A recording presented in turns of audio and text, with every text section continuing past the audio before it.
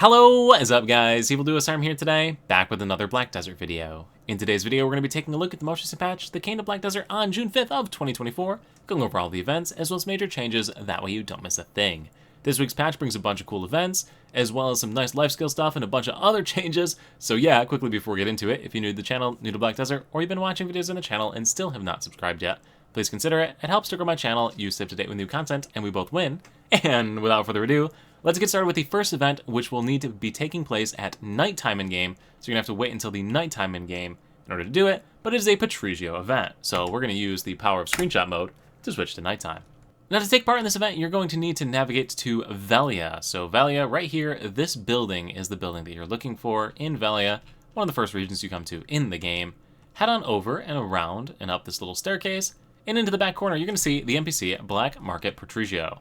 Interact with them, and click on the shop option, and you'll see a bunch of items that you can just straight up purchase. There are a ton of different items in here, all for silly amounts of money. However, they might have some stuff that you're interested in picking up. For example, if you're going for your Dream Horse upgrades and just want to straight up buy mythical sensors, you can right here. They've got the new Zarka and Karanta statues available for purchase. We have Advice of Valks all the way up through 150 available for purchase off of this menu here, right there. A transform crystal that can be used to exchange for any transformation scrolls that you may have missed from various other events. Things like a bunch of different EXP scrolls or flowers or all sorts of stuff like that.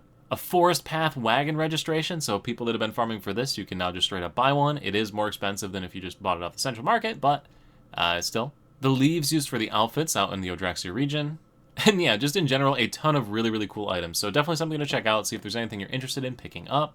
This event is running through June 19th, so you have 2 weeks to decide if it's something you want to buy on this menu here. Now, the next event I already announced last week, but it got pushed back a week, so now for real this time, 2 weeks worth of login rewards for up to 1,000 Kronstones, value pack listing Chemisylves, and Secret Book of Old Moons, as well as a bunch of other upgrade and enhancement items and thousands of loyalties. Pretty cool little event. Make sure to log in every day for the next 2 weeks to receive a bunch of items. You have until June 25th, so you've got 3 weeks to claim 2 weeks worth of rewards. But yeah, some really nice stuff, so make sure you're logging into the game. Even if you're not playing, just logging in to pick up this free stuff. Now, the next event is a rerun of a former event that if you already completed it last year, you won't be able to do it again, but if you're a newer player or a returning player that might have missed this event, it's pretty cool. It gives you a little accessory for your character, as well as a map that you can put inside of your house. In order to do this questline, you'll first need to talk to the Black Spirit, so to open up the Black Spirit, press the command key on the keyboard.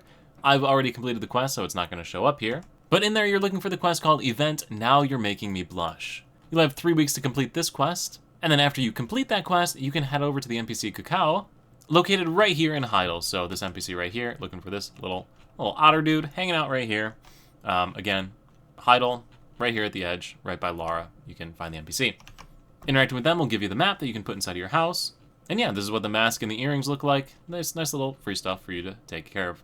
And now the final event is another Guild League event. For this one, for every 5 matches that you complete, you're going to get some bonus stuff, all the way up through 25 and 30 matches, giving you a classic outfit and a premium outfit box. So pretty cool rewards just for playing in Guild League matches.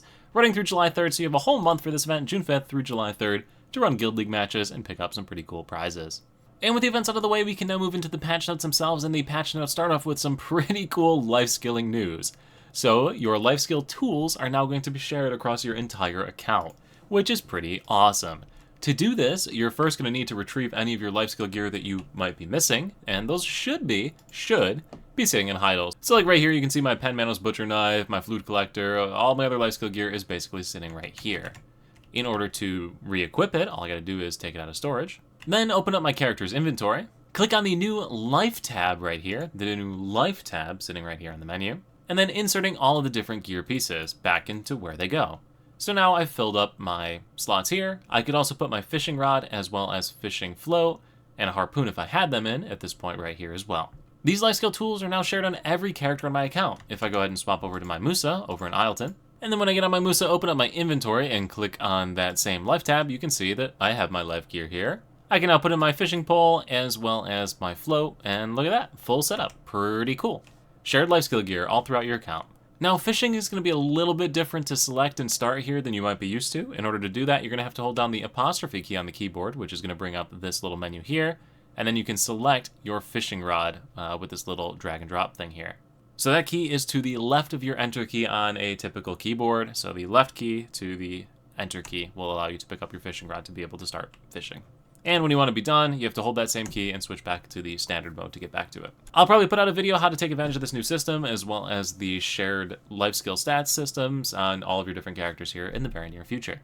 In addition to this, life skill gear can also now be used on seasoned characters, which is a pretty cool little change for those of you that were trying to push levels pretty high.